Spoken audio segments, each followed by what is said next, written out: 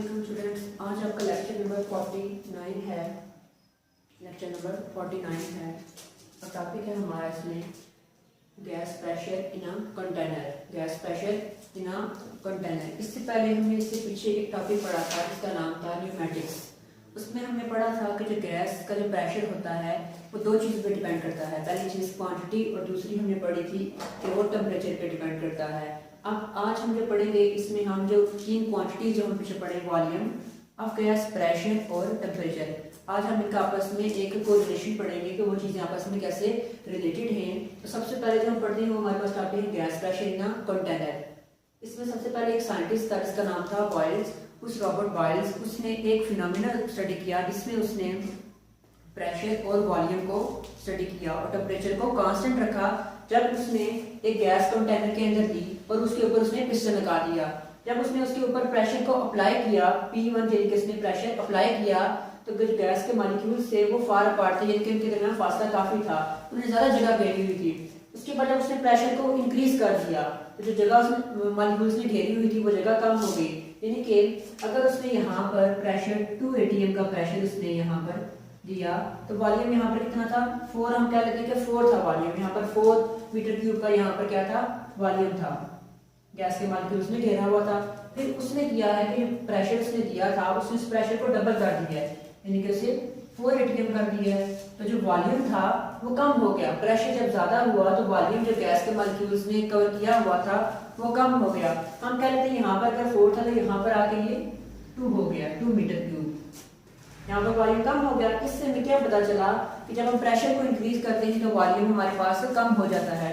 इससे हम कह सकते हैं कि जो वॉल्यूम और प्रेशर हैं ये आपस में इनवर्सली रिलेटेड हैं। यानी कि अगर हम प्रेशर को इंक्रीज वॉल्यूम को हम जब प्रेशर को इंक्रीज करेंगे तो वॉल्यूम हमारे पास कम होगा, और जब प्रेशर को हम डिक्रीज करेंगे तो वॉल्यूम हमारे पास ज्यादा होगा। यहाँ हमने से देखा भी है, जब हमारे पास प्रेशर 2 atm था तो वॉल्यूम हमारे पास 4 मीटर क्यूब था। फिर जब हमने प्रेशर को 2 से इंक्रीज करके 4 कर दिया तो वॉल्यूम हमारे पास 2 हो गया, 4 से 2 हो गया। इसका मतलब कि ये दोनों आपस में इनवर्स रिलेटेड हैं। तो रॉबर्ट बॉयल्स ने भी ये स्टडी किया। उसने ये स्टडी करने के बाद एक स्टेटमेंट दी। उसने कहा कि उसने एक स्टेटमेंट दी जो कि जो pressure and volume of a given mass of a gas are inversely related to each other at constant temperature. यानी कि उसने किस चीज को कांस्टेंट रखा, टेम्परेचर को कांस्टेंट रखा। यानी कि इसमें भी टेम्परेचर एक जैसा था और इसमें भी टेम्परेचर एक जैसा था। हम कह रहे थे कि टेम्परेचर उसने 25 यानी कि कांस्टेंट टेम्परेचर रखा। इसमें भी 25 सेल्सियस था, इसमें भी 25 सेल्सियस, यानी कि उसने टेम्परेचर को कांस्टेंट रखा। तो टेम्परेचर कांस्टेंट रखने के बाद उससे क्या पता चला कि जो वॉल्यूम और pressure of a given mass of a gas, यानी कि हमारे पास जो एक स्पेसिफिक वॉल्यूम का गैस जब होता है वो इनवर्सली रिलेटेड है। फिर हमने जब इसे इनवर्सली प्रोपोर्शन का हमने लिख दिया, फिर हमने आगे जब प्रोपोर्शनैलिटी के साइन को हटाया तो इक्वल आ गया। उसके लिए जब हम साइन हटाते हैं प्रोपोर्शनैलिटी का तो हम एक प्रोपोर्शनैलिटी कांस्टेंट लगाते हैं। यहाँ पर हमने वो कांस्टेंट कौन सा लगाया है, के लगाया है। अब आप देखें यहाँ पर जो प्रेशर है ये के साथ डिवाइड हो रहा है। जब इक्वल के इस तरफ आएगा तो यहाँ पर आके ये मल्टीप्लाई हो जाएगा। तो यहाँ पर ये क्या आ गया, PV इज इक्वल टू के। अब के हमारे पास क्या था, ये एक प्रोपोर्शनैलिटी कांस्टेंट था, तो हम PV को कांस्टेंट के इक्वल रख सकते हैं क्योंकि के जो यहाँ पर ये वाला के है ये क्या है, एक कांस्टेंट है। तो हमने के की जगह कांस्टेंट वर्ड लिख दिया। अब देखें यहाँ पर जब उसने किया था P1 जब प्रेशर अप्लाई किया तो वॉल्यूम हमारे पास यहाँ पर कितना था, V1। जब उसने P2 अप्लाई किया था वॉल्यूम हमारे पास कितना था, V2। जब हम अगर कह रहे हैं कि हमें इसी वाली जो चीज हमारे पास है ये वाली, ये ऐसे आ रही है, प्रेशर P1 आ गया, ये वाला प्रेशर, यहाँ पर वॉल्यूम हमारे पास कितना है, V1। ये किसके इक्वल आ जाएगा, कांस्टेंट के इक्वल आ जाएगा। ये कांस्टेंट के इक्वल आ गया। इसी तरह जब हमारे पास ये वाला प्रेशर था यानी कि P2 था तो इसके लिए क्या आएगा, P2 V2 is equal to constant. ये कांस्टेंट के इक्वल आ गया। अब देखिए अगर इसका भी कांस्टेंट इक्वल के आगे सेम है और ये भी इक्वल के आगे कांस्टेंट लिखा हुआ है, हम इन दोनों को इक्वल रख सकते हैं। इस वजह से हमने कांस्टेंट इक्वल के एक तरफ आ गया, तो इन दोनों चीजों को हमने इक्वल के एक दूसरे के इक्वल रख दिया। तो ये दोनों चीजें किसके इक्वल हैं, के के इक्वल। ये भी के इक्वल है और ये भी के इक्वल है, जिसकी वजह से हमने P1 V1 को इक्वल रख दिया P2 V2 के इक्वल। इसे दोबारा सुन लें।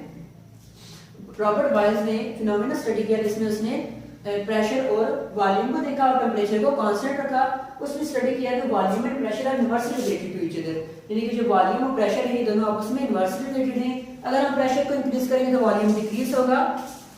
उसने फिर एक इक्वेशन ली, उसने यहाँ पर एक एक्सपेरिमेंट किया जिसमें उसने गैस के मॉलिक्यूल्स को जब प्रेशर P1 दिया तो उनका वॉल्यूम 4 था। हमने ये सपोज किया कि उसका वॉल्यूम इतना था। यहाँ पर उसने P2 का जब दिया तो प्रेशर को इंक्रीज कर दिया, यहाँ पे 2 था 4 हो गया, तो वॉल्यूम यहाँ पर 4 था, यहाँ पर जाकर 2 हो गया, यानी कि ये इनवर्सली रिलेटेड है। फिर उसने यहाँ पे सॉल्व करने के बाद आगे इक्वेशन दी जो कि हमारे पास P = K आ गया। फिर हमने जब यहाँ पर देखा P1 की इक्वेशन हमने ये निकाली, P2 की ये निकाली, हमने दोनों को इक्वल रख लिया क्योंकि ये दोनों कांस्टेंट की इक्वल थी। इस तरह से P1 V1 = P2 V2 आ गया। अब आगे जो आता है वो है चार्ल्स लॉ। यहाँ पर जो हमने पढ़ा वॉल्यूम और प्रेशर को, यहाँ पर अब हम पढ़ेंगे वॉल्यूम और टेम्परेचर को। इसमें हमने टेम्परेचर को कांस्टेंट रखा था, लेकिन यहाँ हम प्रेशर को कांस्टेंट रखेंगे। इसमें जो चार्ल्स साइंटिस्ट था उसी के नाम से इसका नाम चार्ल्स लॉ है। तो उसने एक्सपेरिमेंट किया कि यहाँ पर जब उसने टेम्परेचर किसी भी स्पेसिफिक वॉल्यूम ऑफ गैस जो हो, यानी कि एक कंटेनर के अंदर गैस है और उसका एक वॉल्यूम है या उसका मास भी है, तो उसने किया जब उसे हीट किया, यहाँ पर आप देख भी सकते हैं जब उसने यहाँ पर हीट किया, अगर हम कह लें कि ये जो उससे हीट कर रहा है, ये हीट है जो ये है हमारे पास, हम कह लेते हैं कि ये 10 है, 10 सेल्सियस, ये है 10 सेल्सियस, और जो वॉल्यूम हमारे पास है वो कितना है, हम कह लेते हैं कि ये हमारे पास 2 मीटर क्यूब वॉल्यूम है। यानी कि जब हम एक कंटेनर जिसमें गैस है उसे 10 सेल्सियस का प्रेशर देते हैं तो वॉल्यूम उसका कितना है, 2 मीटर क्यूब उसका वॉल्यूम है। लेकिन जब हम इसको जो हमारे पास हीट है, जो टेम्परेचर हम उसे इंक्रीज करते हैं, यानी हम इसे क्या लेते हैं, यहाँ पर हम इसे 20 सेल्सियस का हम इसे यहाँ पर टेम्परेचर दे रहे हैं, तो हमारे पास जो वॉल्यूम होगा वो इंक्रीज होगा। यहाँ पर ये वॉल्यूम इतना था लेकिन यहाँ पर ये इतना चला गया, तो हम कहते हैं कि यहाँ पर जाके ये वॉल्यूम 4 मीटर क्यूब हो गया। इसका मतलब जब हम टेम्परेचर इंक्रीज करते हैं तो वॉल्यूम इंक्रीज होता है। इससे हमें ये पता चला कि जो वॉल्यूम और टेम्परेचर हैं ये आपस में डायरेक्टली रिलेटेड हैं। तो चार्ल्स का भी यही है कि जो वॉल्यूम और टेम्परेचर हैं for given mass of a gas are directly related to each other at constant pressure, यानी कि प्रेशर को हमने कांस्टेंट रखना है। जब हमने यहाँ पर P directly proportional to T कर दिया, यानी कि volume V directly proportional to T, तो वॉल्यूम डायरेक्टली प्रोपोर्शनल है T के। जब हम प्रोपोर्शनैलिटी के साइन को हटाएंगे तो हमने कांस्टेंट लगाया, वो हमारे पास क्या है, K है। अब देखिए यहाँ पर T के साथ मल्टीप्लाई हो रहा है, तो इक्वल के इस तरफ आएगा तो ये V के साथ आगे डिवाइड हो जाएगा, V/T = K। अब K हमारे पास क्या था, ये प्रोपोर्शनैलिटी कांस्टेंट था, हमने K की जगह क्या लिख दिया, कांस्टेंट वर्ड लिख दिया। अब आप देखें यहाँ पर जब उसने टेम्परेचर दिया था हम क्या लेते हैं, 10 सेल्सियस, इसका टेम्परेचर T1 था, कितना था, T1 था, और जो वॉल्यूम था वो हम उसे V1 का नाम दे देते हैं। इस वॉल्यूम को हमने V1 का नाम दे दिया। फिर जब उसने T1 से T2 यानी कि टेम्परेचर पहले 10 था उसे इंक्रीज किया 20 पे, तो हम 20 को कह लेते हैं हमारे पास दूसरा फाइनल टेम्परेचर T2 आ गया। और वॉल्यूम पहले हमारे पास V1 था, हमने उसे कहा कि जब टेम्परेचर इंक्रीज करने की वजह से वॉल्यूम इंक्रीज हुआ था, हमने वॉल्यूम को V2 का, हम इस वॉल्यूम को V2 का नाम दे देते हैं।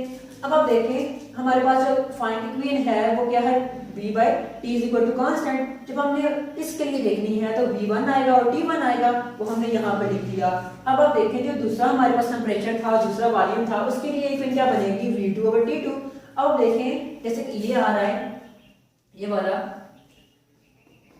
V1/T1, ये भी K के इक्वल आ रहा है, और ये वाला जो ये क्या है हमारे पास V2/T2, ये भी K के इक्वल आ रहा है। K हमारे पास कांस्टेंट है। अब देखो आप इक्वल क्या के एक सेम आ गया, हम इनको आपस में इक्वल कर लेते हैं, यानी कि V1/T1 = V2/T2, ये किसके इक्वल है, कांस्टेंट के इक्वल है। फिर इसे सुनने 40 लॉ में हम ये पढ़ते हैं कि जो वॉल्यूम और टेम्परेचर है ये आपस में डायरेक्टली रिलेटेड है। जब हम टेम्परेचर को इंक्रीज करेंगे तो इसका वॉल्यूम भी इंक्रीज होगा, तो हमने ये डायरेक्टली कर दिया। आगे जब हमने प्रोपोर्शनैलिटी के साइन को हटाया तो K आ गया, K को हमने साइड पे रख दिया, T यहाँ पर मल्टीप्लाई हो रहा था, जब इक्वल की दूसरी तरफ आया तो जाके डिवाइड हो गया।